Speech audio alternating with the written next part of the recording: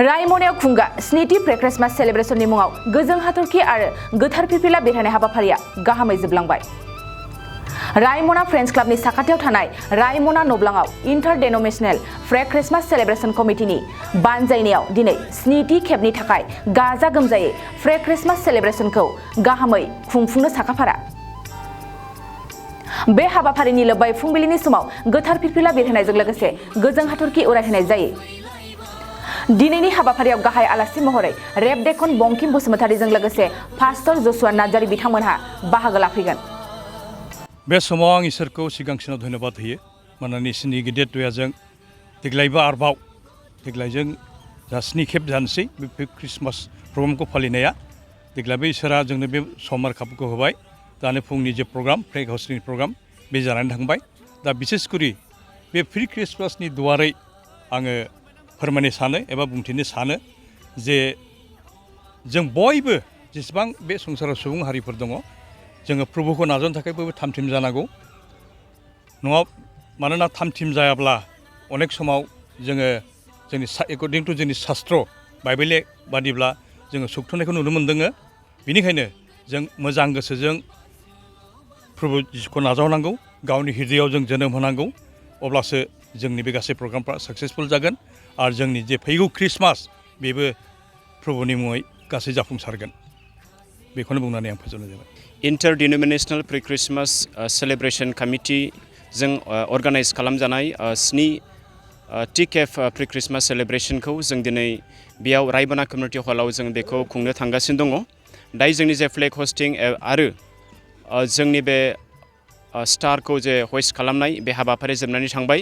जों दिनै जोबोद गोजोननाय मोन्दों जे जोङो गुबुन गुबुन डिनोमिनेसन जानानैब्लाबो जों दिनै बेयावहाय मोनसे मट'जों इउनिटि इन क्राइस्ट बे मट'खौ लानानै जोङो बेयाव जों प्रि क्रिसमासखौ जोङो खुंनो थांगासिनो दङ आरो बेखौ खुंनायजों लोगोसे जों जोबोद गोजोननायखौ जोङो मोन्दों।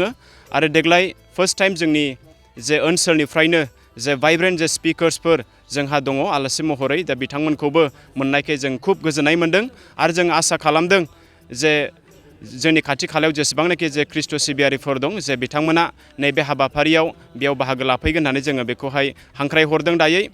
आरो लोगोसे जों बेखौहाय गोजोननाय फोरमायदों जे जों बे प्रि क्रिसमासखौ फालिनायजों लोगोसे जाहाथे साफ्रोमबो मोनसे रेडिनेसा थायो जेन' बयबो रंजा खुसियै जे देग्लायनि जे बर'दिनखौ जिसुनि जे जोनोम सानखौ जाहाथे बयबो मोजाङै फालिनो हायो। बेनिखायनो last but not the list आङो बे समाव जे बेस्ट उइसेस प्रि क्रिसमासनि बयनिसिमबो आङो बावहरनानै बे समाव आंनि बे बुंथिनायखौ बेयावनो फोजोबो।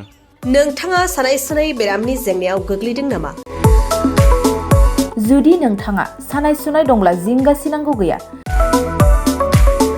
चिरां जिल्लानि बेंटल गेट साफागुरियाव दायो एसआइ निउर' थेरापि सेन्टार दंसै। बे थेरापि सेन्टाराव नोंथाङा गोरलैयैनो देहानि सानाय सुनायखौ फाहामथाय लानो हागोन।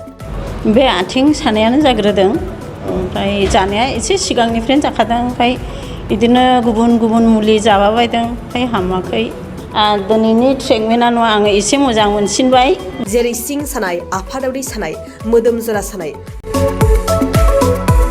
आइजोफोरनि जेंना, खर' सानाय बायदि बेरामखौ फाहामनाय जायो। लोगोसेयैनो बे सेन्टाराव थानानै फाहामथाय लानो हानायनिबो सुबिदा खालामदों। नोंथांमोनहा एसआइ निउर' थेरापि सेन्टाराव फाहामथाय लानो गोसो दंब्ला नैबे मबाइल नम्बर 7620160459 नङाब्ला 9476977956 आव थोंजों सुलाद लानो हागोन।